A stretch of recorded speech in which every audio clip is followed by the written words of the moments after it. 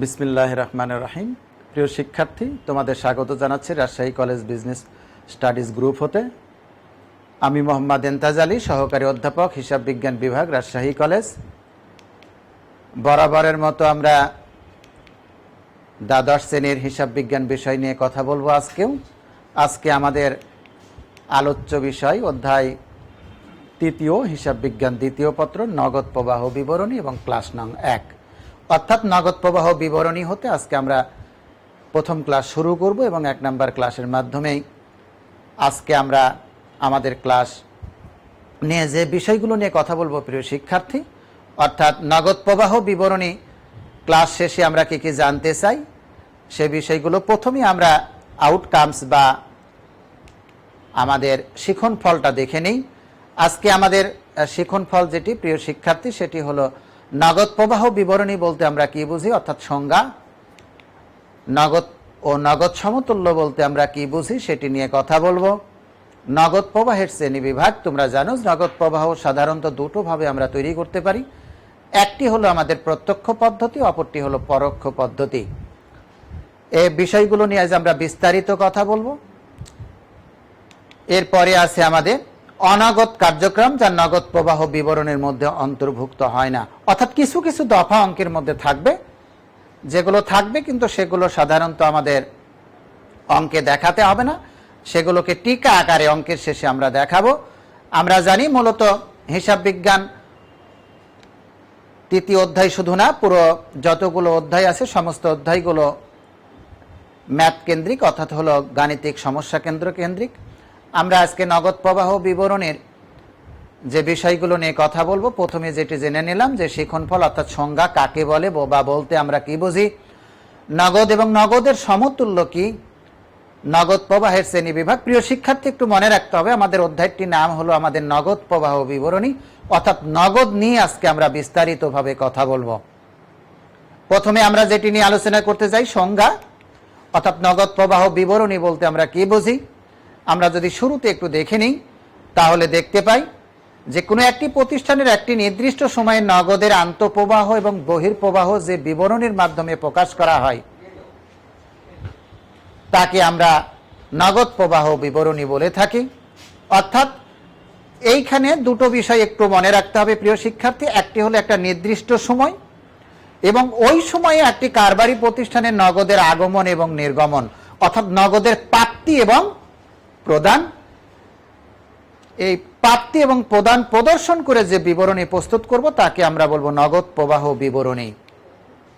Statement of financial accounting standard 95, এই 95 মতে আমরা যদি দেখি সংজ্ঞা, তাহলে কি বলা হচ্ছে যে কোনো প্রতিষ্ঠানের নির্দিষ্ট সময়ে নগদ প্রাপ্তি ও নগদ পরিশোধ, অর্থাৎ যেটি আমরা একটু আগেই বললাম নগদের আগমন এবং নগদের নির্গমন, এর সঙ্গে আরো 3টে আইটেম এখানে যুক্ত করা হয়েছে, অর্থাৎ পরিচালন, বিনিয়োগ ও অর্থ সংক্রান্ত কার্যকলাপের ফলে নগদের নিট পরিবর্তন দেখিয়ে। নগদের নিট পরিবর্তন বলতে প্রিয় শিক্ষার্থী বোঝায় যে নগদ প্রাপ্তি এবং প্রদানের যে পার্থক্য, আমার নিট যে উদ্বৃত্ত সেটি দেখে যে বিবরণী প্রস্তুত করা হয় তখন তাকে বলা হবে নগদ প্রবাহ বিবরণী। অর্থাৎ শুরুতে আমরা জানলাম নগদের আগমন এবং নির্গমন সম্পর্কে যে বিবরণী, এর সঙ্গে দ্বিতীয় statement of financial accounting standard 95 এর মতে নগদের আগমন এবং নির্গমনের সাথে 3টে যে পদ্ধতি, অর্থাৎ 3টা যে স্টেপস আছে নগদ প্রবাহ বিবরণী প্রস্তুতের, অর্থাৎ হলো পরিচালন, বিনিয়োগ এবং অর্থ সংক্রান্ত, এই 3টির মাধ্যমে কারবারে যে নগদের নিট পরিবর্তন হবে, ওই পরিবর্তন দেখে যে বিবরণীটি প্রস্তুত করা হবে তাকে বলবো আমরা নগদ প্রবাহ বিবরণী। থার্ড স্টেপে আরেকটি বলা হচ্ছে খান অ্যান্ড জেনের মতে নগদ ও নগদ সমতুল্যের ভিত্তিতে আর্থিক অবস্থার যে পরিবর্তন প্রকাশ করে যে বিবরণী তাকে বলা হবে নগদ প্রবাহ বিবরণী। প্রিয় শিক্ষার্থী, আমরা 3টি স্টেপ একটার পর একটা সংজ্ঞা নিয়ে কথা বললাম। প্রথম সংজ্ঞায় প্রথমটিতে বলা হচ্ছে সেটি সাধারণভাবে নগদের আগমন এবং নির্গমনের যে বিবরণী তাকে বলা হয় নগদ প্রবাহ বিবরণী। দ্বিতীয় 95 statement of financial accounting standard মতে আগমন এবং নির্গমনের সাথে পরিচালন, বিনিয়োগ এবং অর্থ সংস্থান বা অর্থায়ন কার্যাবলীর পরিবর্তনের জন্য যে নগদের যে নিট পরিবর্তন হয় তার যে বিবরণী তাকে বলা হবে নগদ প্রবাহ বিবরণী। 3 নম্বর স্টেপে খান অ্যান্ড জেনে যেটি বলা হচ্ছে সেটি হলো নগদ এবং নগদ সমতুল্যের ভিত্তিতে আর্থিক অবস্থার পরিবর্তন প্রকাশকে নগদ প্রবাহ বিবরণী বলা হয়। অর্থাৎ খান অ্যান্ড জেনের মতে নগদের আগমন এবং নগদের নির্গমনের সাথে নগদ এবং নগদ সমতুল্য দুটো নিয়েই কথা বলা হয়ে থাকবে। এরপরে যদি আমরা আরেকটি দেখি, IAS ইন্টারন্যাশনাল অ্যাকাউন্টিং স্ট্যান্ডার্ড 7 অনুযায়ী পরিচালন, বিনিয়োগ এবং অর্থ সংক্রান্ত কার্যাবলী এই 3টি প্রধান খাতের অধীনে নগদ প্রবাহ প্রদর্শন করে যে বিবরণী প্রস্তুত করা হয় তাকে বলা হয় নগদ প্রবাহ বিবরণী। অর্থাৎ IAS 7 আর statement of financial accounting standard 95 অনেকটাই একই প্রকৃতির। স্টেটমেন্ট অফ ফাইন্যান্সিয়াল স্ট্যান্ডার্ডে যেটি বলা হচ্ছে প্রিয় শিক্ষার্থী, সেটি হলো আগমন নির্গমনের সাথে পরিচালন, বিনিয়োগ এবং অর্থ সংক্রান্ত কার্যাবলীর মাধ্যমে নগদের যে পরিবর্তন হয় ওই পরিবর্তন দেখে যে বিবরণী প্রস্তুত করা হয় তাকে বলা হয় নগদ প্রবাহ বিবরণী। একইভাবে আমাদের IAS 7 বলা হচ্ছে 3টি খাতকে প্রাধান্য দেওয়া হয়েছে, অর্থাৎ পরিচালন, বিনিয়োগ এবং অর্থ সংক্রান্ত যে 3টি খাতের অধীনে নগদ প্রবাহ প্রদর্শনী করে যে বিবরণী প্রস্তুত করা হয় তখন তাকে বলা হবে নগদ প্রবাহ বিবরণী। আমরা 4টি স্টেপ দেখলাম প্রিয় শিক্ষার্থী সংজ্ঞার। প্রথম স্টেপটা দেখেছি আমরা।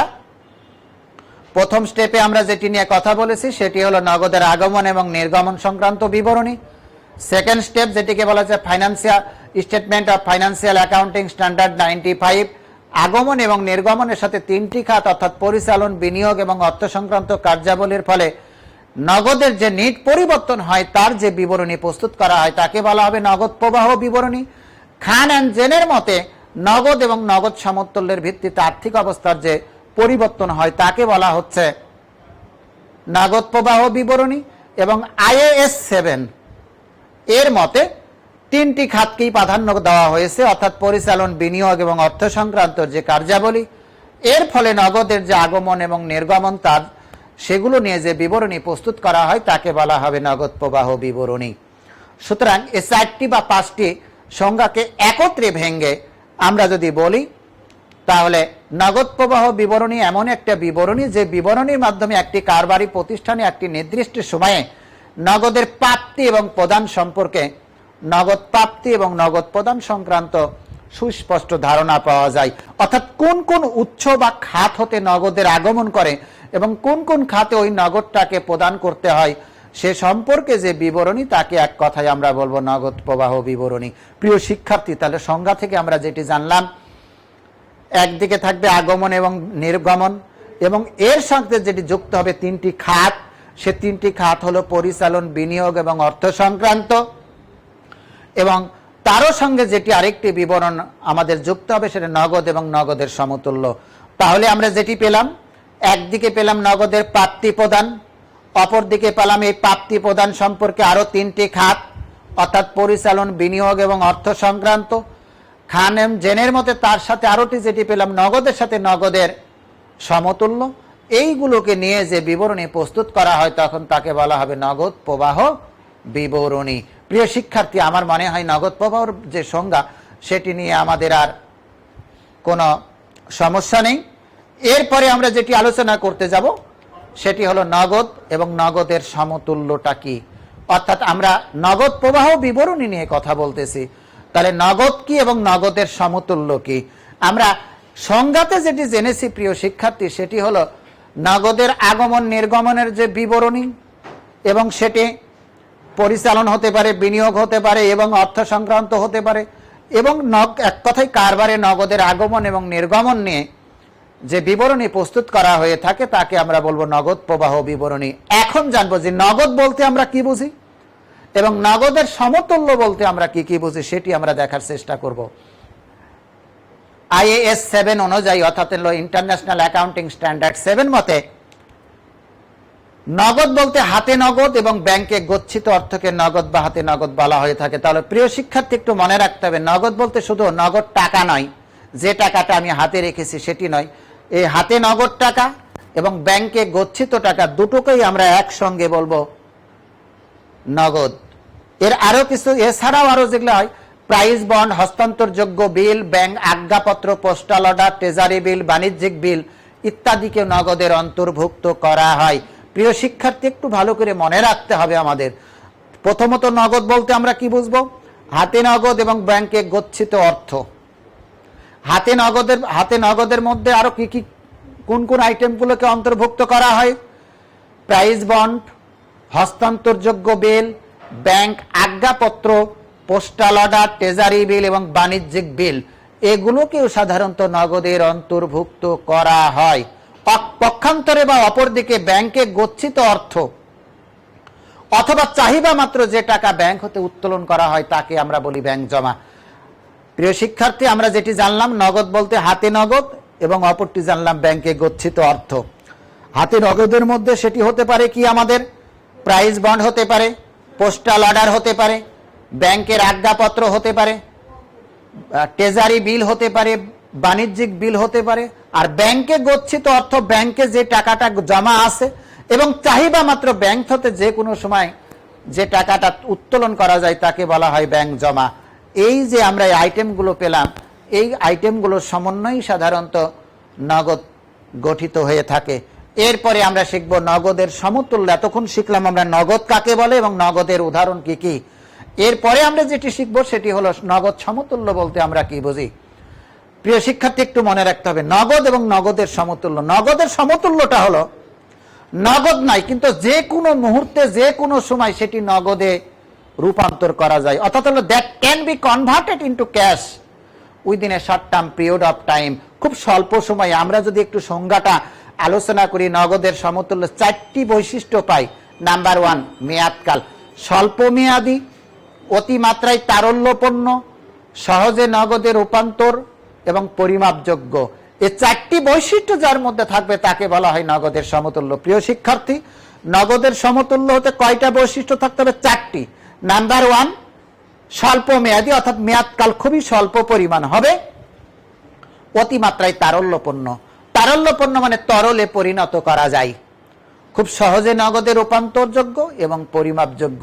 এই চারটি বৈশিষ্ট্য যদি একটি বস্তুর মধ্যে থাকে তখন তাকে আমরা ধরে নিই সেটি নগদের সমতুল্য।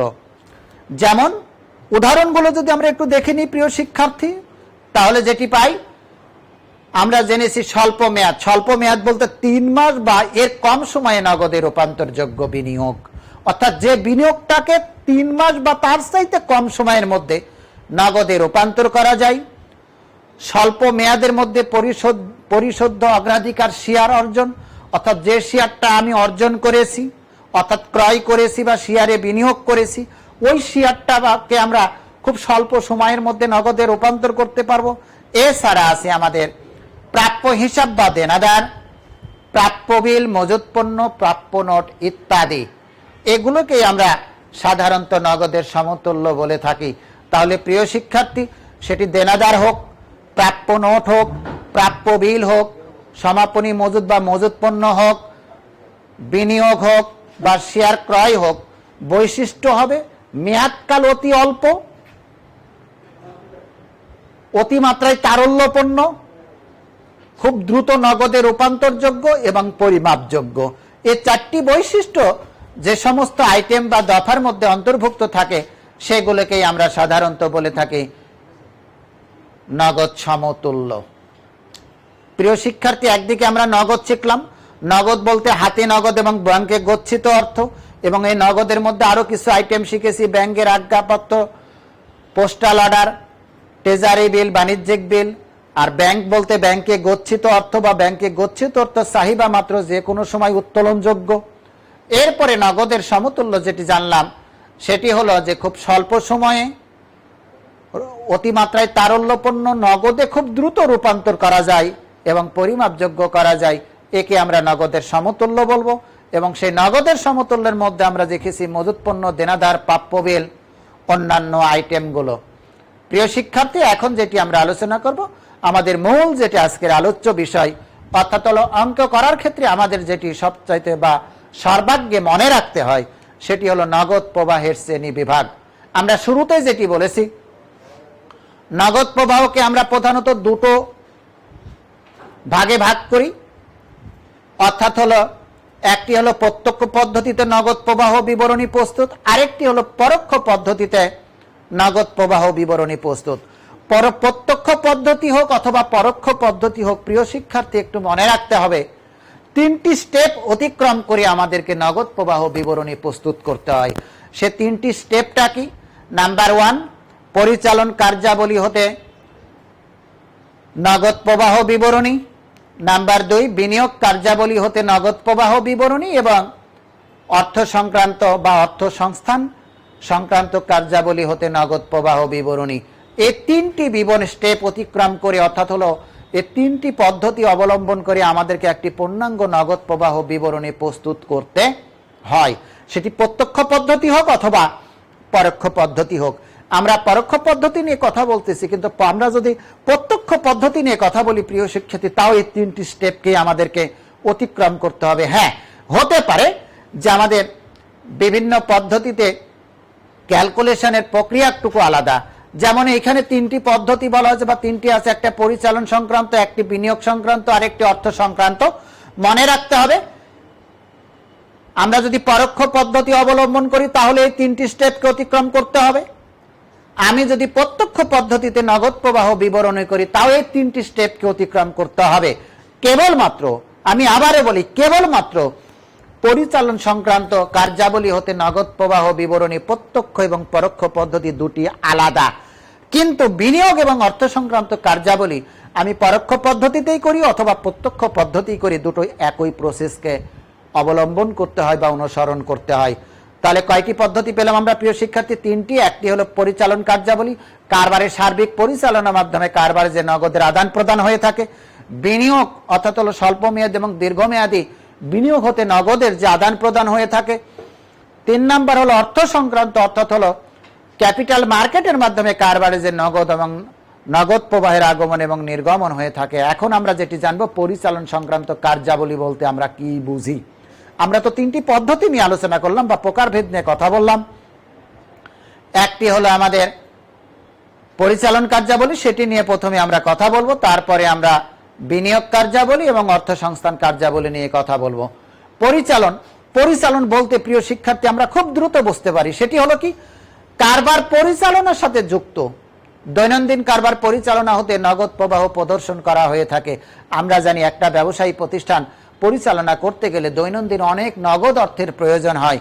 কিছু কিছু কার্যাবলীর মাধ্যমে কারবারে নগদ অর্থের যেমন আগমন ঘটে, ঠিক একইভাবে ওই পণ্য বা সেবাটা বাজারে বিক্রি বা ক্রেতার নিকট বিক্রয় করার জন্য নগদ বহির্প্রবাহ হয়ে থাকে। তাহলে যেটি আমরা বুঝি, কারবারের দৈনন্দিন কার্যক্রম হতে নগদ প্রবাহ প্রদর্শন মূলত আমরা প্রিয় শিক্ষার্থী যখন আর্থিক অবস্থার বিবরণী আলোচনা করেছি, বিশদ আয় বিবরণীর যে সমস্ত আইটেমগুলো কেবলমাত্র নগদ সংক্রান্ত, আমি আবারও বলি, বিশদ আয় বিবরণীর যে সমস্ত দফাগুলো কেবলমাত্র নগদ সংক্রান্ত, ওই সমস্ত দফাগুলোই নগদ প্রবাহ বিবরণীতে আসবে।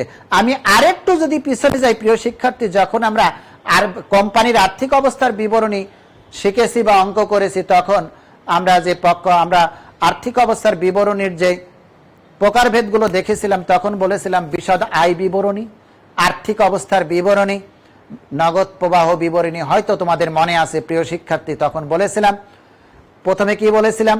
বিশদ আয় বিবরণী। সেকেন্ড স্টেপে বলেছিলাম আমরা মালিকানা সত্ত্ব বিবরণী। থার্ড স্টেপে বলেছিলাম আর্থিক অবস্থার বিবরণী। চতুর্থ স্টেপে আমরা বলেছিলাম নগদ প্রবাহ বিবরণী, এবং পঞ্চমটা স্টেপে আমরা বলেছিলাম গুরুত্বপূর্ণ নোট বা দফা। অর্থাৎ হলো ওইখান থেকে বিশদ আমরা যখন আলোচনা করলাম আর্থিক অবস্থার বিবরণী, তার অন্যতম একটা দফা ছিল নগদ প্রবাহ বিবরণী। সেই নগদ প্রবাহ বিবরণী নিয়েই আমরা এখন কাজ করি। তাহলে যেটি বলতেছিলাম বিশদ আয় বিবরণীর, ভালো করে মনে রাখতে হবে, বিশদ আয় বিবরণী যেটি আমরা প্রস্তুত করি, অর্থাৎ নিট মুনাফা বা নিট ক্ষতি যেটি আমরা প্রস্তুত করি, ওই নিট মুনাফা বা নিট ক্ষতি তৈরি করার সময় নগদ সংক্রান্ত যে সকল দফা রয়েছে, ওই সমস্ত দফাগুলোই কেবল পরিচালন কার্যাবলীর মাধ্যমে অন্তর্ভুক্ত হবে, এবং ওখানে যে নগদ আন্তঃপ্রবাহ এবং বহির্প্রবাহ থাকবে, ওই আন্তঃপ্রবাহ এবং বহির্প্রবাহের যে অংশটুকু, সেই অংশটুকু পরিচালন কার্যাবলী হতে নগদ প্রবাহ নির্ণয় করার সময় এখানে দেখানো হবে। তাহলে প্রিয় শিক্ষার্থী আমরা শিখে গেলাম যেটি, যে পরিচালন কার্যাবলী হলো কারবারের দৈনন্দিন কার্যক্রম পরিচালনার ক্ষেত্রে নগদ সংক্রান্ত যে দফা বা আইটেমগুলো থাকবে সেগুলোই সাধারণত পরিচালন কার্যাবলীতে দেখানো হবে। এর মধ্যে আর কি কি আছে? আমরা পরিচালন কার্যাবলী হতে নগদ প্রবাহ বিবরণী যখন প্রস্তুত করতে চাইব প্রিয় শিক্ষার্থী, এবং তখন IAS 7 অনুযায়ী কিছু গুরুত্বপূর্ণ বিষয়গুলো আমাদের মাথার মধ্যে রাখতে হবে যদি আমরা পরিচালন কার্যাবলী হতে নগদ প্রবাহ বিবরণী প্রস্তুত করতে চাই। সেটি কি? আমরা জানি নগদ প্রবাহ বিবরণী মানে নগদের আন্তঃপ্রবাহ এবং বহির্প্রবাহ দুটোর মাধ্যমেই আমরা কারবারি নিট কার্যাবলী নিট নগদ প্রবাহের পরিমাণ নির্ণয় করে থাকি। এখন কি কি দফার মাধ্যমে কারবারে নগদ প্রবাহ আন্তঃপ্রবাহ হয় এবং কি কি দফার মাধ্যমে কারবারে নগদ বহির্প্রবাহ হয় সেগুলো যদি আমরা এক নজরে একটু দেখে নিই তাহলে দেখতে পাই পণ্য বিক্রয় ও সেবার বিনিময়ে নগদ প্রাপ্তি, অর্থাৎ যদি সেটি ব্যবসায়িক প্রতিষ্ঠান হয় তাহলে পণ্য বিক্রয় করবে, আর যদি সেটি সেবাধর্মী প্রতিষ্ঠান হয় তাহলে সেবা প্রদান করবে। যেই পন্থাই হোক পণ্য বিক্রয় অথবা সেবা প্রদান দুটোর মাধ্যমেই কারবারে নগদ প্রাপ্তি হয়ে থাকে। এছাড়া নগদ প্রাপ্তির আরো অনেকগুলো খাত আছে, সেটি কি? রয়্যালটি, কমিশন, ফিস এবং অন্যান্য রাজস্ব হতে নগদ প্রাপ্তি। আমরা দুটো প্রাপ্তি দেখলাম, একটি হলো পণ্য বিক্রয় ও সেবার মাধ্যমে কারবারে নগদ প্রাপ্তি, আরেকটি দেখলাম যে পণ্য বিক্রয় ও সেবা ব্যতীত অন্যান্য খাত থেকে যেমন রয়্যালটি হতে পারে, সেটি কমিশন হতে পারে, সেটি ফিস হতে পারে, অন্যান্য রাজস্ব খাত হতে পারে। এছাড়া আরো দুটো আইটেম আছে যেগুলো নগদ বহির্প্রবাহ হয়ে থাকে, যেমন পণ্য সরবরাহকারীকে। প্রিয় শিক্ষার্থী, আমরা জানি যে বর্তমান যুগে যে ব্যবসা পরিচালনা হয়ে থাকে সেটি অনেকটা ক্রেডিট বা ধারের ভিত্তিতে। যে ব্যক্তি বা সরবরাহকারীর নিকট হতে আমরা ধারী পণ্য বা পণ্য সামগ্রী ক্রয় করেছিলাম, একটি নির্দিষ্ট সময় শেষে ওই সরবরাহকারী বা পাওনাদারকে নগদ টাকা পরিশোধ করতে হয়। সেটিকে বলা হচ্ছে পণ্য সরবরাহকারী বা সেবা প্রদানকারী, অর্থাৎ যিনি সেবা ধারে প্রদান করেছিলেন তাকে নগদ প্রদান। এটি হলো নগদের আউটগোয়িং। এছাড়া আরো কি আছে? কারবারি প্রতিষ্ঠানে কর্মচারী, বীমা কোম্পানি, বার্ষিক বৃত্তি যেটিকে আমরা অ্যানুইটি বলে থাকি, এবং আয়কর বাবদ নগদ প্রদান। আমরা চারটে আইটেম দেখলাম প্রিয় শিক্ষার্থী, দুটো হলো ক্যাশ ইনফ্লো এবং দুটো হলো ক্যাশ আউটফ্লো। ইনফ্লো গুলো কি কি? ইনফ্লো হলো পণ্য বা সেবা, পণ্য বিক্রয় এবং সেবা প্রদান, এছাড়া রয়্যালটি, ফিস, কমিশন এবং অন্যান্য রাজস্ব জাতীয় খাত হতে প্রাপ্তি। এবং ক্যাশ আউটফ্লো দেখলাম ক্যাশ পেমেন্ট টু সাপ্লায়ার, অর্থাৎ সরবরাহকারীকে প্রদান। এছাড়া আছে কর্মচারী, বীমা কোম্পানি, বার্ষিক বৃত্তি, আয়কর বাবদ নগদ প্রদান। একটু মনে রাখতে হবে IAS 7 অনুপাতে আমরা যদি পরিচালন কার্যাবলী হতে নগদ প্রবাহ করে থাকি তাহলে নগদ আন্তঃপ্রবাহ এবং বহির্প্রবাহ এই খাতগুলোকে অবশ্যই স্মরণ রাখতে হবে। এরপরে আমরা নগদ পরিচালন কার্যাবলীর কোন কোন আইটেমগুলো সাধারণত স্পেসিফিক ভাবে আমরা দেখিয়ে থাকি বা দেখানো হয়ে থাকে সেটি নিয়ে যদি কথা বলি তাহলে আমরা যেটি পাই, গুরুত্বপূর্ণ নোটগুলো আমাদের খুবই ইম্পর্টেন্ট, তাছাড়া অঙ্ক করতে পারবো না। আমরা যদি একটু লক্ষ্য করে দেখি প্রিয় শিক্ষার্থী, যেটি পাই সেটি হলো ব্যবসায়িক উদ্দেশ্যে সিকিউরিটি ক্রয় বিক্রয় করা হলে তার জন্য নগদ প্রাপ্তি ও প্রদান, সিকিউরিটি সুদ ও লভ্যাংশ পরিচালন কার্যাবলীর অন্তর্ভুক্ত হবে। মনে রাখতে হবে আইটেমগুলো প্রিয় শিক্ষার্থী। গুরুত্বপূর্ণ নোটগুলো যদি আমরা মনে না রাখি তাহলে কখনোই পরিচালন কার্যাবলী হতে একটি পূর্ণাঙ্গ অঙ্ক আমরা তৈরি করতে পারবো না, অর্থাৎ ব্যর্থ হব। কি বললাম? ব্যবসায়িক উদ্দেশ্যে। যদি ব্যবসায়িক উদ্দেশ্যে না হয় তাহলে সিকিউরিটি ক্রয় বিক্রয় এখানে আসবে না। ব্যবসায়িক উদ্দেশ্যে যদি হয় তাহলে সিকিউরিটি ক্রয় বিক্রয় হতে তার যে নগদ প্রাপ্তি এবং প্রদান এবং সিকিউরিটি সুদ এবং লভ্যাংশ, সিকিউরিটি হতে লভ্যাংশ, সেটি পরিচালন কার্যাবলীর অন্তর্ভুক্ত হবে। এছাড়া স্থায়ী সম্পত্তির বিক্রয়জনিত লাভ বা ক্ষতি, অবশ্যই অবলম্বন, চলতি সম্পত্তি, চলতি দায়। আমরা ওই ব্যবসায়িক উদ্দেশ্যে সিকিউরিটি ক্রয় বিক্রয় এটি সাধারণত অঙ্কে থাকতেও পারে, নাও থাকতে পারে, কিন্তু নিচের যে চারটি আইটেম এই চারটি আইটেমকে আমাদেরকে একেবারে মনে রাখতে হবে বা মণিকোঠায় সবসময় ধরে রাখতে হবে। সেটি কি? আমি যদি একেবারে খুব সংক্ষেপে বলে থাকি যে পরিচালন কার্যাবলী হতে নগদ প্রবাহ নির্ণয় করার যে দফাগুলো আমরা অনেক সময় প্রিয় শিক্ষার্থী যেটি করে থাকি যে বারবার মুখস্থ করার চেষ্টা করি, কিছুদিন পর আবার ভুলে যাই। ওইভাবে না পড়ে আমরা যদি একটু টেকনিক অ্যাপ্লাই করে থাকি যে এইভাবে যদি আমরা পড়ি, তাহলে নগদ প্রবাহ বিবরণী অতি সহজে আমরা প্রস্তুত করতে পারি। আমি প্রথমে যেটি বলি সেটি হলো, আমাদের কারবার পরিচালনা করতে গেলে আমরা জানি দুই ধরনের সম্পত্তি লাগে। একটি হলো স্থায়ী সম্পত্তি, আরেকটি হলো আমাদের চলতি সম্পত্তি। স্থায়ী সম্পত্তি, আরেকটি হলো চলতি মূলধন, অর্থাৎ হলো স্থায়ী মূলধন এবং চলতি মূলধন। স্থায়ী মূলধনটাকে অপর নামে আমরা স্থায়ী সম্পত্তি বলে থাকি। তাহলে স্থায়ী সম্পত্তি যদি কারবারে থেকে থাকে, তাহলে অবশ্যই তার কি থাকবে? অবশ্যই অবলম্বন হবে। আর চলতি মূলধনটাকে তো আমরা যেটাকে জানি, total current asset is called working capital or current capital, অর্থাৎ টোটাল কারেন্ট অ্যাসেটস এর মধ্যে আমাদের কি কি থাকবে? সেটি দেনাদার থাকতে পারে, সমাপনী মজুদ থাকতে পারে, অগ্রিম খরচ থাকতে পারে। আর কারেন্ট লায়াবিলিটিস এর মধ্যে আমার কি কি থাকবে? সেটি হলো পাওনাদার, প্রদেয় বিল, প্রদেয় নোট, বকেয়া খরচ। অর্থাৎ আমরা যদি এখন এগুলোকে একেবারে সিনক্রোনাইজ করে খুব সংক্ষেপে এবং ছোট্ট আকারে মনে রাখতে চাই, তাহলে আমাদের মনে রাখতে হবে অবশ্যই অবলম্বন সেটি কার? স্থায়ী সম্পত্তির বা অস্পর্শনীয় সম্পত্তির। স্থায়ী সম্পত্তির হবে অবশ্যই, অস্পর্শনীয় সম্পত্তির হবে আমাদের অবলম্বন। এছাড়া আছে আমাদের স্থায়ী সম্পত্তি বিক্রয়জনিত লাভ বা ক্ষতি। এরপরে আছে আমাদের চলতি সম্পদ, আরেকটি হলো চলতি দায়। চলতি সম্পদের মধ্যে আমরা যেটি পাই সেটি হলো দেনাদার, সমাপনী মজুদ, অগ্রিম খরচ সমূহ এবং বকেয়া আয় সমূহ। চলতি দায়ের মধ্যে আমরা যেটি পাই প্রদেয় বিল, প্রদেয় নোট, বকেয়া খরচ, অগ্রিম আয়। এগুলোই সাধারণত আমাদের পরিচালন কার্যাবলীর মধ্যে অন্তর্ভুক্ত।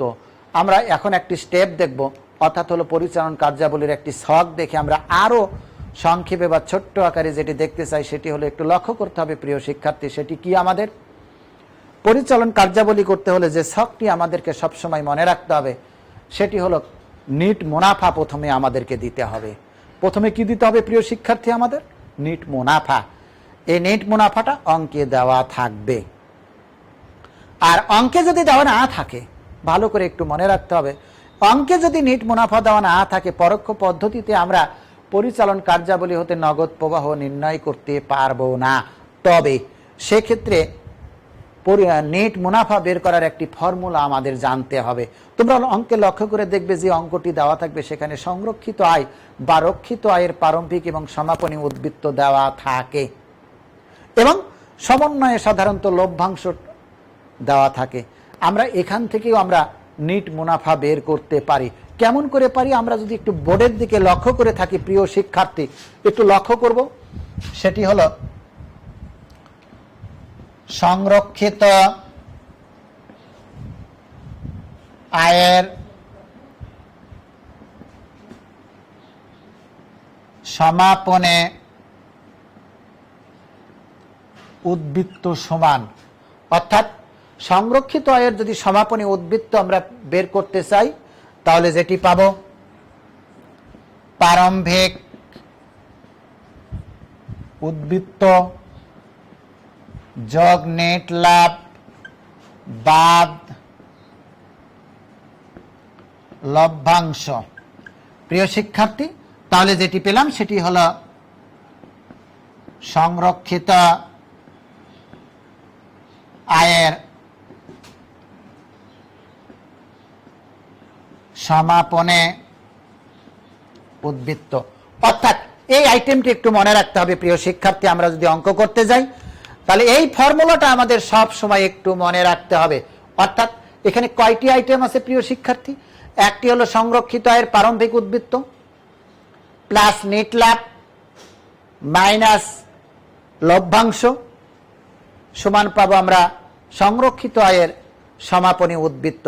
অর্থাৎ আমাদের অঙ্কে যদি নিট লাভ দেওয়া না থাকে, কি কি দেওয়া না থাকে? নিট লাভ এবং লভ্যাংশ যে কোনো একটি দেওয়া না থাকে, তাহলে এই ফর্মুলাটা ফেলে আমরা বা এই ফর্মুলাটা প্রয়োগ করে আমরা নেট লাভ অথবা লভ্যাংশের পরিমাণ বের করে আনতে সমর্থ হব বা পারবো।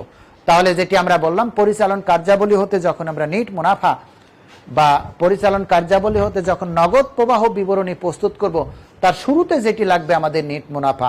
অঙ্কে যদি নিট মুনাফা দেওয়া থাকে প্রিয় শিক্ষার্থী, তাহলে আর আমাদের এটার প্রয়োজন নাই। আমি আবারও বলি, অঙ্কে যদি নিট মুনাফার পরিমাণ দেওয়া থাকে তাহলে এটি বের করার প্রয়োজন নাই। আর যদি দেওয়া না থাকে এবং পরোক্ষ পদ্ধতিতে যদি আমাকে পরিচালন কার্যাবলী হতে নগদ প্রবাহ নির্ণয় করতে হয় তাহলে অবশ্যই অবশ্যই আমার নিট মুনাফার প্রয়োজন হবে। এবং সেক্ষেত্রে আমরা কোনটা ফলো করব? এই যে ফর্মুলাটি ফলো করব। সেটি কি? সংরক্ষিত আয়ের প্রারম্ভিক উদ্বৃত্ত এবং সমাপনী উদ্বৃত্ত। ভালো করে মনে রাখতে হবে, প্রারম্ভিক উদ্বৃত্তের সাথে নিট লাভ যোগ করব এবং লভ্যাংশের পরিমাণটা আমরা বাদ দিব, পেয়ে যাব সংরক্ষিত আয়ের সমাপনী উদ্বৃত্ত। এখন এমনটি যদি হয় যে আমার নিট লাভ দেওয়া নেই, তখন আমরা নিট লাভ কি করব প্রিয় শিক্ষার্থী? বা সংরক্ষিত আয়ের সমাপনী উদ্বৃত্ত মাইনাস সংরক্ষিত আয়ের প্রারম্ভিক উদ্বৃত্ত যোগ লভ্যাংশ, তাহলে আমরা নেট লাভ পেয়ে যাব। অর্থাৎ এটাকে ভাঙলেই আমরা পরের ফর্মুলাটা পেয়ে যাই। আমি বারবার আবারও বলার চেষ্টা করতেছি, যে বারবার বলতেছি এবং মনে রাখার জন্য যে আমার যদি নিট লাভ দেওয়া না থাকে এবং অথবা নগদ লভ্যাংশ দেওয়া না থাকে তবেই কেবলমাত্র এই ফর্মুলাটাকে আমাকে ইউজ করতে হবে। যদি অঙ্কে দেওয়া থাকে তাহলে এই ফর্মুলা আমার ইউজ করার বা ব্যবহার করার কোনো প্রয়োজন নেই। এটি অবশ্যই আমাদের মনে রাখতে হবে।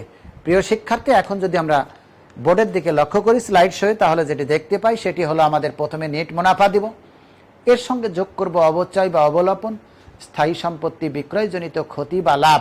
অর্থাৎ ক্ষতি যদি হয় আমরা যোগ করব এবং মুনাফা বা লাভ হলে আমরা বিয়োগ করব। চলতি সম্পত্তি হ্রাস পেলে আমরা যোগ করব, চলতি সম্পত্তি বৃদ্ধি পেলে আমরা বিয়োগ করব। চলতি দায়, আমরা জানি চলতি সম্পত্তির সাথে চলতি দায়ের বিপরীত রিলেশন।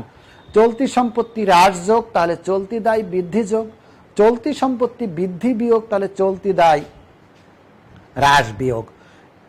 পেয়ে যাব আমরা পরিচালন কার্যাবলী হতে নিট নগদ প্রবাহ। কিন্তু প্রশ্নটা হলো কেন?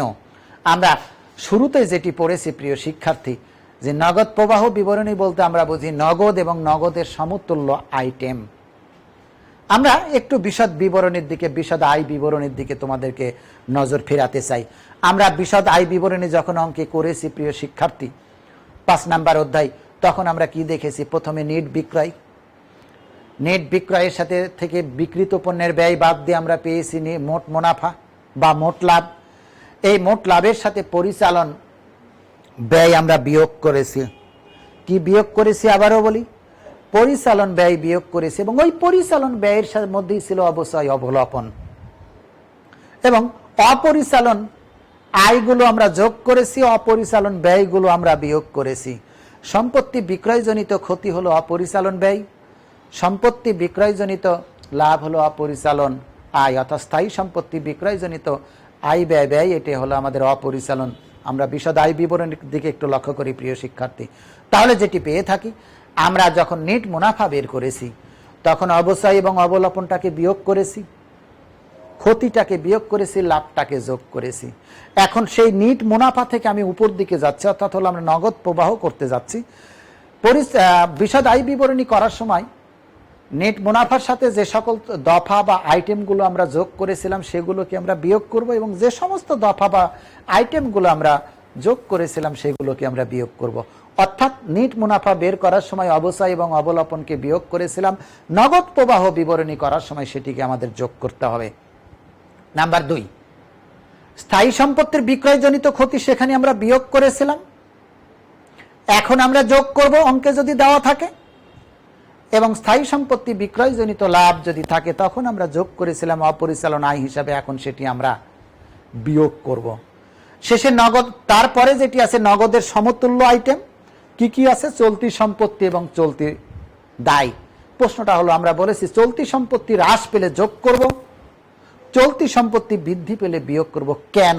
প্রশ্ন তো অবশ্যই আছে। আমি বোর্ডের দিকে যদি একটু লক্ষ্য করি প্রিয় শিক্ষার্থী, একটি উদাহরণের মাধ্যমে তোমাদের বোঝানোর চেষ্টা করব।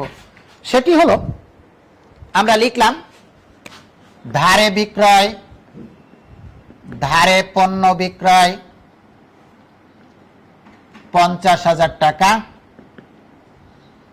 প্রশ্নটা হলো ধারে পণ্য বা সেবা বিক্রয় করলে কার সৃষ্টি হয়?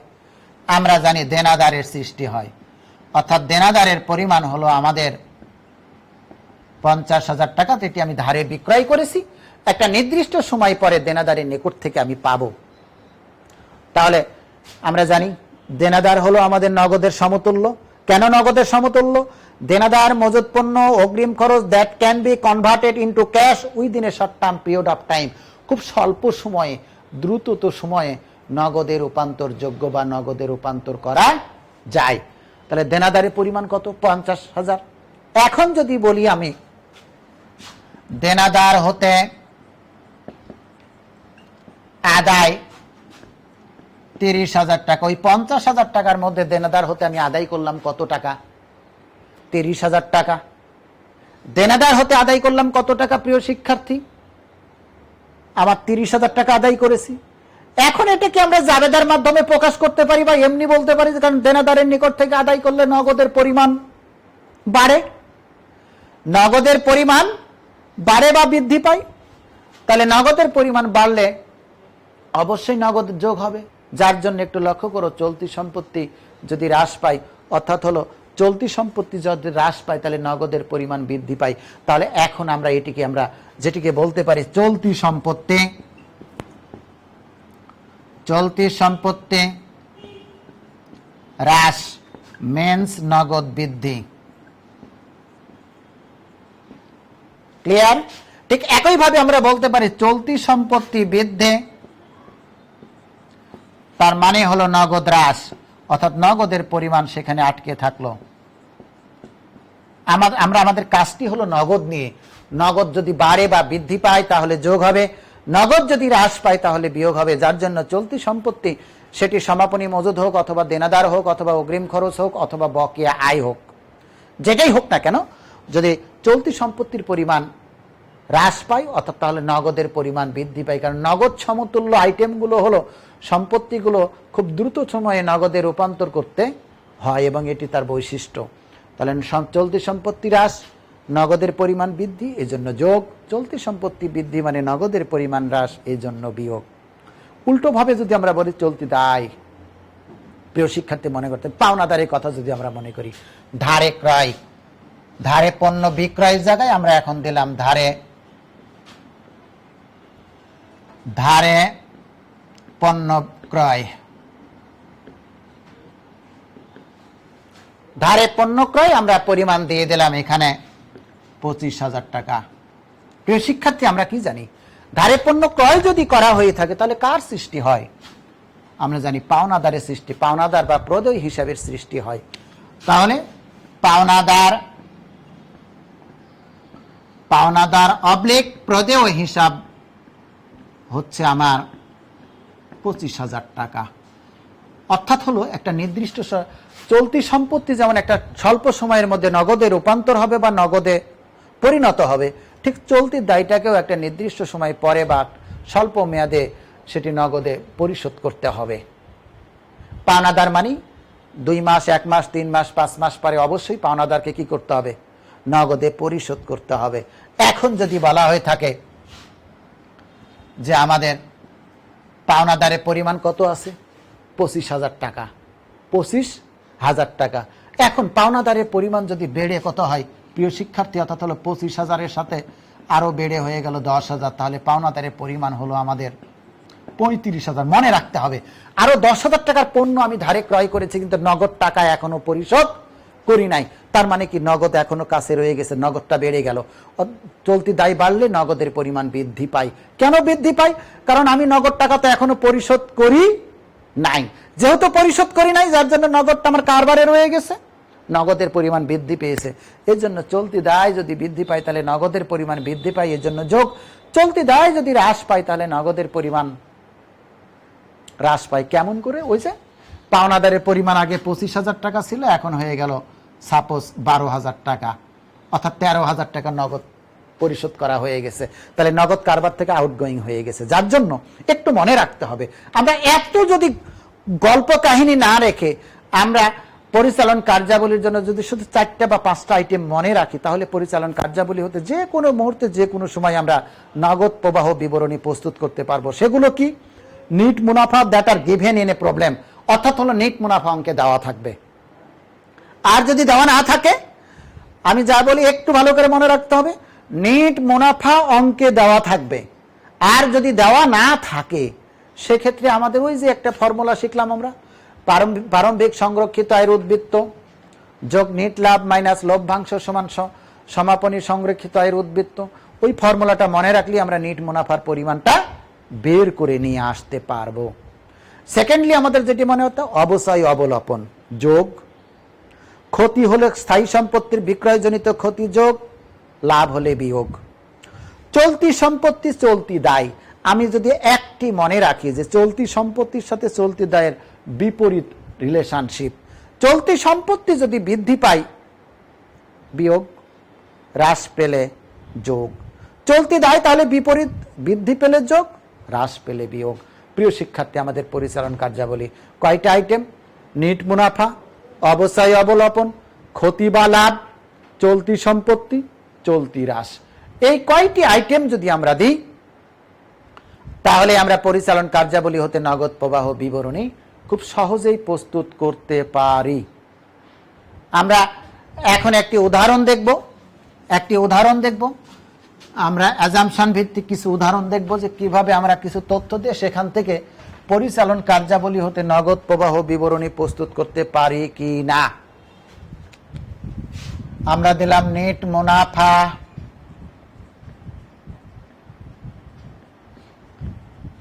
$1,10,000 টাকা, অবচয় দিলাম 15,000 টাকা, অবলম্বন দিলাম 5,000 টাকা, স্থায়ী সম্পত্তি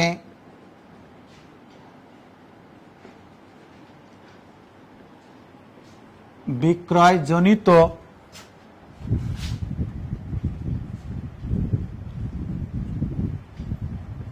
ক্ষতি দিলাম আমরা ক্ষতি 25,000 টাকা,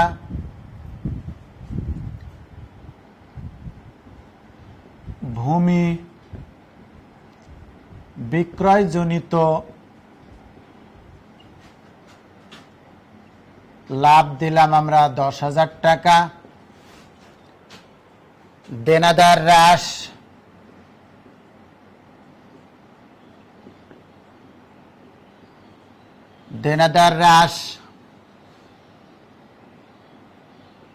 $12,000 টাকা, মজুত পণ্য বৃদ্ধি 28,000 টাকা, অগ্রিম খরচ হ্রাস 5,000 টাকা, পাওনাদার বা প্রদেয় বিল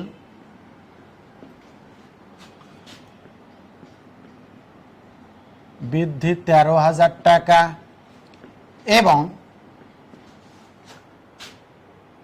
বকেয়া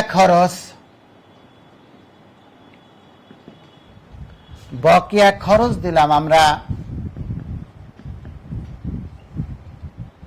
হ্রাস 9,000 টাকা। প্রিয় শিক্ষার্থী, একটা কাল্পনিক অঙ্ক আমরা দিয়েছি।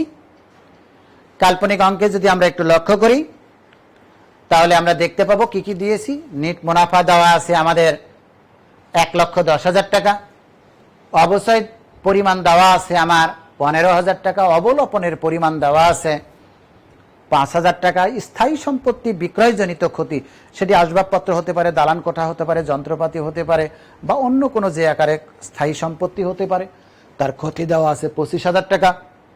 ভূমি বিক্রয়জনিত লাভ, অর্থাৎ ভূমিটাও হলো আমাদের স্থায়ী সম্পত্তি, লাভ দেওয়া আছে আমার 10,000 টাকা।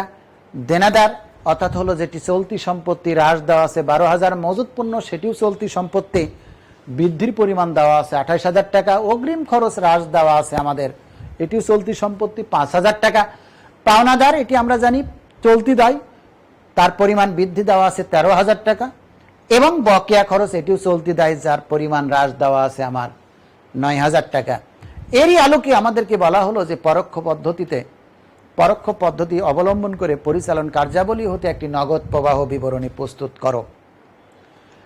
প্রিয় শিক্ষার্থী, পরেও আমরা যদি এখন তৈরি করতে যাই, তাহলে যেটি আমাদের লাগবে, আমরা জানি বিবরণ, টাকা, উপরে আমরা লিখব পরিচালন কার্যাবলী হতে নগদ প্রবাহ নির্ণয়।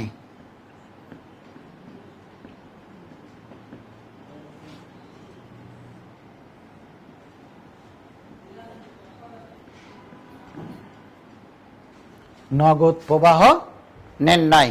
আমরা জানি প্রথমে যেটি আমাদের আসে প্রিয় শিক্ষার্থী, সেটি হলো নেট মুনাফা। অঙ্কে যেটি দেওয়া আছে 1,10,000 টাকা। এরপরে আমরা যাব যোগ, অবশ্যই আমাদের দেওয়া আছে 15,000, যোগ অবলোপন দেওয়া আছে আমাদের 5,000 টাকা, যোগ স্থায়ী সম্পত্তি বিক্রয় জনিত ক্ষতি আছে আমাদের 25,000 টাকা, বিয়োগ স্থায়ী ভূমি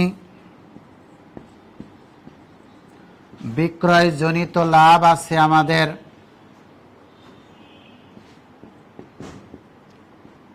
10,000 টাকা। এরপরে আছে আমাদের যোগ দেনাদার হ্রাস 12,000 টাকা, মাইনাস মজুত পণ্য বৃদ্ধি 28,000 টাকা,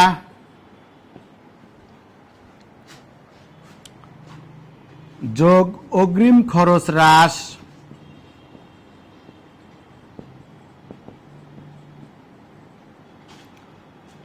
5,000 টাকা, যোগ পাওনাদার বৃদ্ধি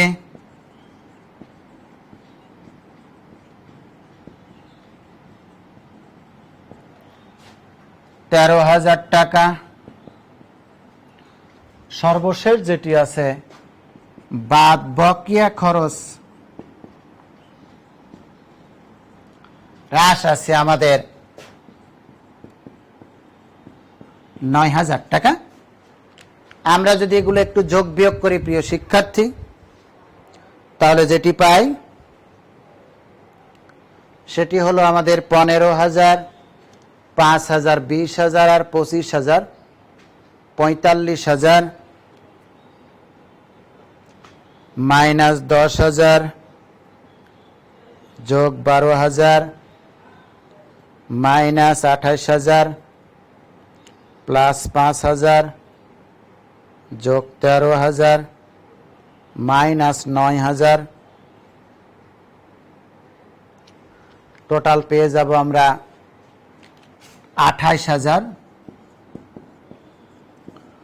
উপরে আছে যোগ 1,10,000, তাহলে পেয়ে যাব 1,38,000। এটি হলো আমাদের পরিচালন কার্যাবলী হতে নেট নগদ প্রবাহ। অর্থাৎ প্রিয় শিক্ষার্থী, আমরা যেটি বলেছিলাম যে পরিচালন কার্যাবলী হতে আমরা নেট নগদ প্রবাহ বের করব, সেটা আমরা বের করে নিয়ে আসছি। এখন আমাদের যেটি জানতে হবে যে আমরা যেটা বারবার বলার চেষ্টা করেছি তোমাদের সঙ্গে, যে আমরা একটা কাল্পনিক অঙ্ক দিয়েছি বোর্ডে, যেখানে নেট মুনাফা দেওয়া আছে আমার, যেখানে অবচয় অবলোপন দেওয়া আছে, স্থায়ী সম্পত্তির বিক্রয়জনিত লাভ এবং ক্ষতির পরিমাণ দেওয়া আছে, চলতি সম্পত্তি দেওয়া আছে এবং চলতি দায়ের পরিমাণও দেওয়া আছে। এগুলো নিয়েই আমাদেরকে অঙ্ক করতে হবে। তবে ওই যে আইটেমগুলো যেগুলো বললাম, সেই আইটেমগুলো মাথার মধ্যে সব সময় ভালো করে ধারণ করে রাখতে হবে। আমরা পরিচালন কার্যাবলী যদি আমরা, যেটা বারবার বলার চেষ্টা করেছি, পরোক্ষ পদ্ধতিতে যদি আমরা অঙ্ক করি, তাহলে শুরুতেই আমাদের যেটি করতে হবে সেটি হলো আমরা প্রথমে দেব নিট লাভ।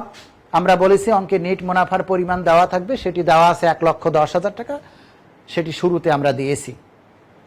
এরপরে বলেছি আমরা খুঁজে বার করব অঙ্কের যে প্রান্ত থেকেই অবচয় বা অবলোপন, সে অবচয় বা অবলোপনের পরিমাণ অঙ্কের সরাসরি দেওয়া আছে 15,000 টাকা এবং অবলোপনের পরিমাণ 5,000 টাকা যোগ করেছি।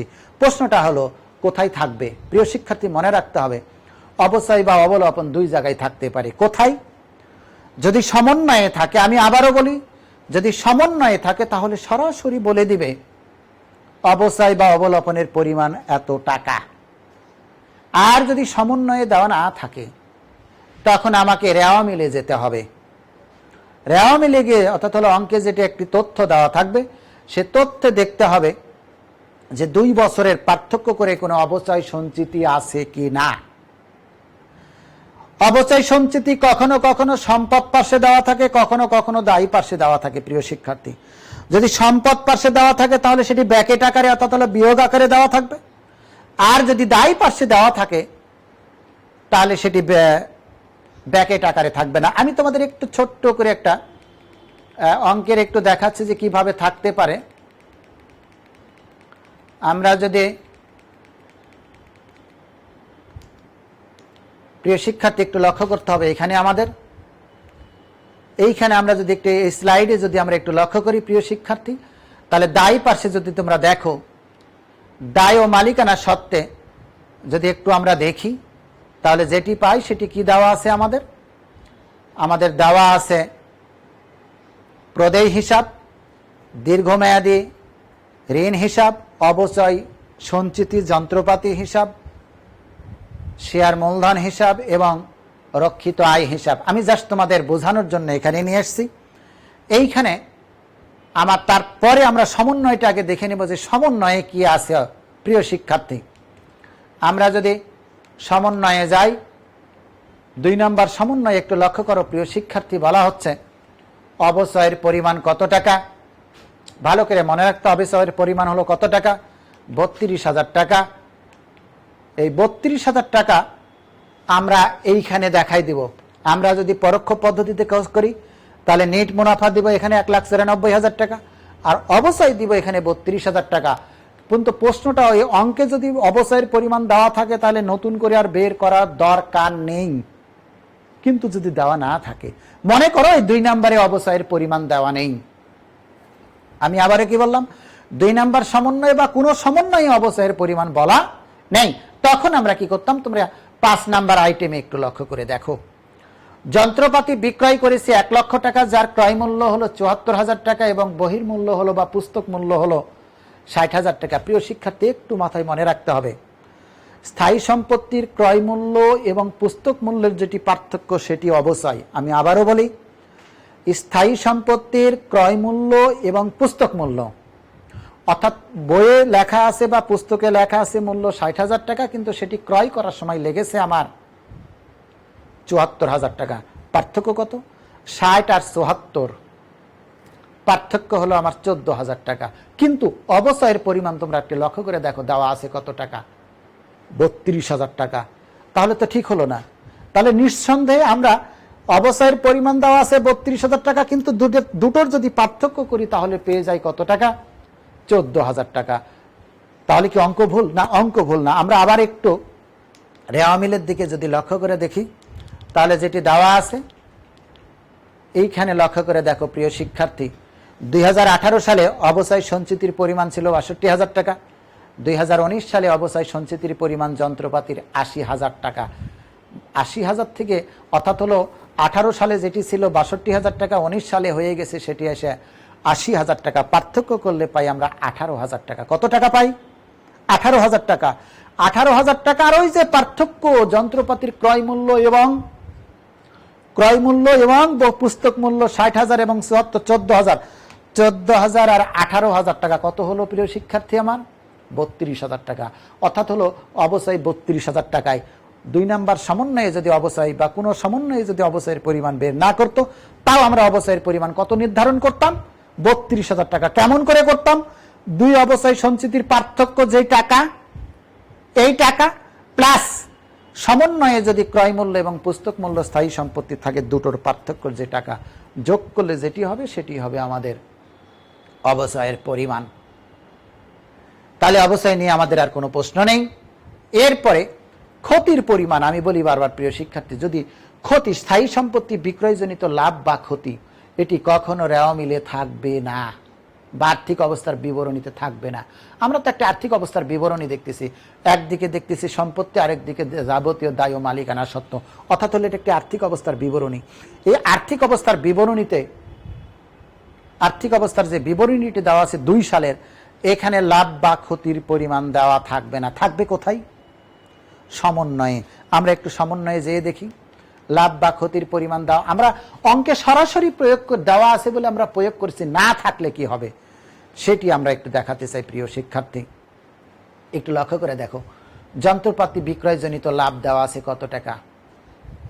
40,000 টাকা। তাহলে এইখানে যেটা ভূমি বিক্রয়জনিত লাভ দিয়েছি আমরা 10,000 টাকা, 10,000 টাকায় ওখানে আমরা কত করে দিতাম? 40,000 টাকা। এরপর ক্ষতির পরিমাণটা একটু লক্ষ্য করে দেখো, ভূমি বিক্রয়জনিত ক্ষতি সেটিও দেওয়া আছে। আছে তো? অবশ্যই আসে। যদি দেওয়া না থাকতো তাহলে কি হতো?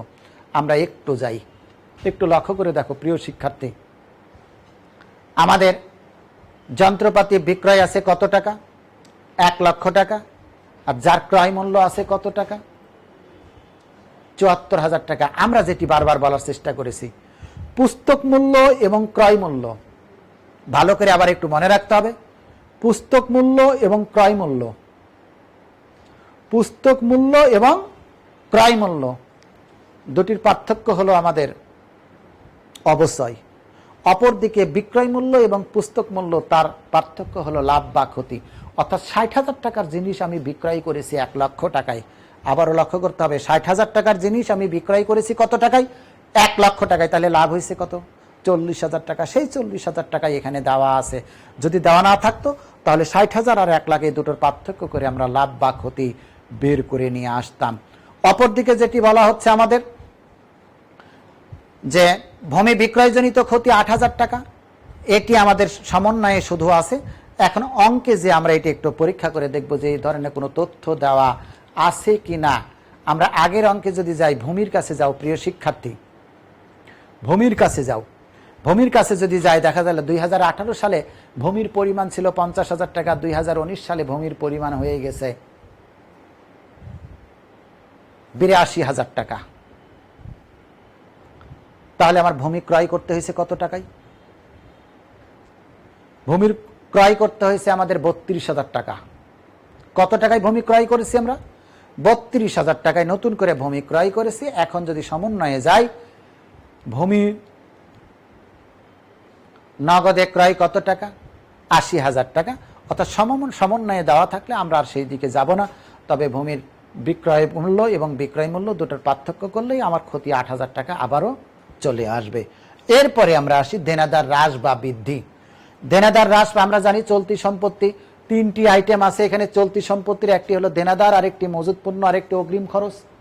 আমরা যে বৈশিষ্ট্য জেনেছি, চলতি সম্পত্তি যদি হ্রাস পায় তাহলে যোগ করব, হ্রাস পেয়েছে কোনটা, দেনাদার হ্রাস পেয়েছে এবং অগ্রিম খরচ হ্রাস পেয়েছে, যোগ করেছি। মজুত পণ্য বৃদ্ধি পেয়েছে, সেটি আমরা বিয়োগ করেছি। চলতি দায়ের যে বৈশিষ্ট্য আমরা জানি যে চলতি দায় যদি বৃদ্ধি পায় যোগ করব, আর হ্রাস পেলে বিয়োগ করব। পাওনাদার বৃদ্ধি পেয়েছে, 13,000 টাকা যোগ করেছি। বকেয়া খরচ হ্রাস পেয়েছে, সেটি আমরা বিয়োগ করেছি। এখন আমরা একটু অঙ্কের দিকে লক্ষ্য করে দেখব। এটা যদি সমন্বয়ে থাকে, প্রিয় শিক্ষার্থী একটু ভালো করে মনে রাখতে হবে, এগুলো যদি সমন্বয়ে দেওয়া থাকে তাহলে আর কোনো কিছু করার দরকার নেই, সরাসরি অঙ্কে প্রয়োগ করব। যদি অঙ্কে দেওয়া, যদি সমন্বয়ে দেওয়া না থাকে তখন আমরা কি করে প্রয়োগ করব? আমরা একটু আবার ওই অঙ্কের দিকে একটু ফিরে যাই। প্রাপ্য হিসাব একটু লক্ষ্য করো প্রিয় শিক্ষার্থী, কি দেওয়া আছে। প্রাপ্য হিসাব 2018 সালে আছে 44,000 টাকা, 2019 সালে আছে 40,000 টাকা। অর্থাৎ প্রাপ্য হিসাব 44,000 থেকে কমে হয়ে গেছে 40,000 টাকা। তাহলে কত টাকা কমেছে? 4,000 টাকা। এখানে প্রাপ্য হিসাব আমরা, অর্থাৎ দেনাদার হ্রাস, এখানে লিখতাম আমরা, যোগ করতাম 4,000 টাকা। মজুত পণ্যের দিকে লক্ষ্য করে দেখো প্রিয় শিক্ষার্থী, মজুত পণ্য 2018 সালে ছিল 74,000 টাকা, 2019 সালে হয়েছে 1,22,000 টাকা। তার মানে মজুত পণ্য 74,000 টাকা থেকে বেড়ে হয়ে গেছে আমাদের 1,22,000 টাকা, 22 আর আমাদের 26, তাহলে আমার 48,000 টাকা বৃদ্ধি পেয়ে গেছে। আমরা জানি চলতি সম্পদ বৃদ্ধি পেলে সেটি কি করব? বিয়োগ করে দিব। অর্থাৎ আমি দুটো যে পদ্ধতি তোমাদের শেখাচ্ছি, হয় সমন্বয়ে দেওয়া থাকবে অথবা এইখানে এসে আমরা পার্থক্য করে দেখব। অর্থাৎ হলো সর্বশেষ যে বছর সেই বছরকে আমার অঙ্ক করতে, সেই বছরকে কেন্দ্র করে অঙ্ক করতে হবে। আগের থেকে পরের বছর যদি চলতি সম্পদ বাড়ে তাহলে বিয়োগ, আর কমে গেলে সেটি যোগ। আমরা প্রদেয় হিসাবে এখন দেখব। 2018 সালে ছিল প্রদেয় হিসাবে 1,60,000 টাকা, 2019 সালে হয়েছে 1 লাখ টাকা। তার মানে প্রদেয় হিসাব হ্রাস মানে নগদ কমে গেছে, নগদে পরিশোধ করা হয়েছে, বিয়োগ হবে। অপরদিকে আর যেহেতু নেই আমাদের, থাকলে আমরা সেটা দেখাতাম।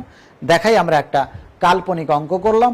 অর্থাৎ প্রিয় শিক্ষার্থী, পরিচালন কার্যাবলী হতে আমরা যে অঙ্কটি আগে করলাম, মনে রাখতে হবে নেট মুনাফা, যেটি আমরা বারবার বলার চেষ্টা করতেছি যে আমরা শুরুতে যেটি বলেছিলাম, নেট মুনাফা দেওয়া না থাকলে আমরা নেট মুনাফা বের করতে পারবো কি না।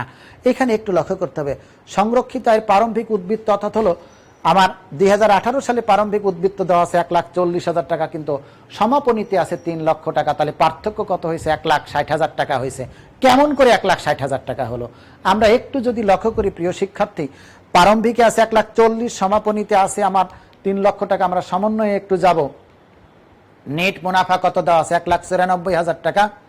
আমরা জানি প্রারম্ভিক উদ্বৃত্ত আছে 1,40,000,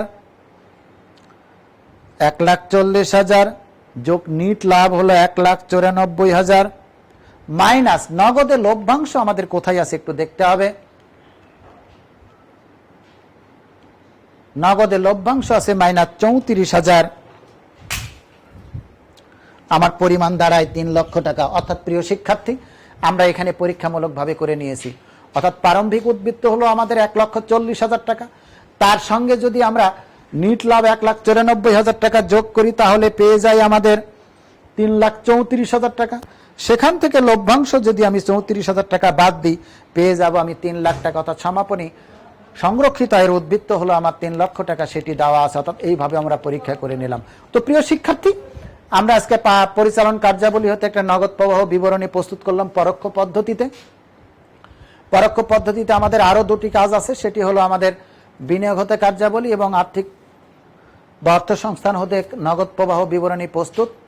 এই পরোক্ষ পদ্ধতি, 3টি পদ্ধতি নিয়ে আমাদের কাজ করতে হয়। আমরা আজকে একটি শিখলাম এবং আমার বিশ্বাস যে তোমরা এখান থেকে অনেক কিছু শিখতে পেরেছো, কিভাবে পরিচালন কার্যাবলী হতে নগদ প্রবাহ বিবরণী প্রস্তুত করা যায় পরোক্ষ পদ্ধতিতে। জাস্ট 1 সেকেন্ডে 1 মিনিটে আমরা শেষ করে দিব। যে প্রথমে দিব আমরা নেট মুনাফা, অবশ্যই অবলোপন থাকলে যোগ করব, স্থায়ী সম্পত্তির বিক্রয়জনিত ক্ষতি থাকলে যোগ করব, আর লাভ থাকলে সেটি বিয়োগ করব আমরা। এরপরে কি করব? চলতি সম্পদ যদি থাকে, হ্রাস পায়, সেগুলো যোগ করব, এবং চলতি সম্পত্তি যদি বৃদ্ধি পায় সেগুলো আমরা বিয়োগ করব। চলতি দায় বিপরীত করব, চলতি দায় যদি বৃদ্ধি পায় তাহলে যোগ করব, এবং চলতি দায় যদি হ্রাস পায় তাহলে আমরা যোগ করব। পেয়ে যাব আমরা চলতি সম্পত্তি বৃদ্ধি পেলে যোগ করব, হ্রাস পেলে বিয়োগ করব। এই করলেই আমরা যেটি পেয়ে যাব, এবং নিট মুনাফা যেটি আছে সেটি যোগ করলে আমরা পেয়ে যাব পরিচালন কার্যাবলী হতে নিট নগদের পরিমাণ। তো সামনের ক্লাসে আমরা বিনিয়োগ এবং অর্থ সংক্রান্ত কার্যাবলী হতে কিভাবে নগদ প্রবাহ বিবরণী প্রস্তুত করা যায় তার বিস্তারিত তথ্যগুলো জানবো এবং কাল্পনিক অঙ্কগুলো আমরা তৈরি করার চেষ্টা করব এবং তার ভিত্তিতে আমরা একটা পূর্ণাঙ্গ অঙ্ক করব, অর্থাৎ হলে সেখান থেকে প্রত্যক্ষ এবং পরোক্ষ পদ্ধতিতে। তো তোমরা সুস্থ থাকো, ভালো থাকো, পড়াশোনার মধ্যে থাকো, এই আশাবাদ ব্যক্ত রেখেই আজকের অনলাইন ক্লাস এখানেই শেষ করছি। খুদা হাফেজ। আসসালামু আলাইকুম ওয়া রাহমাতুল্লাহ।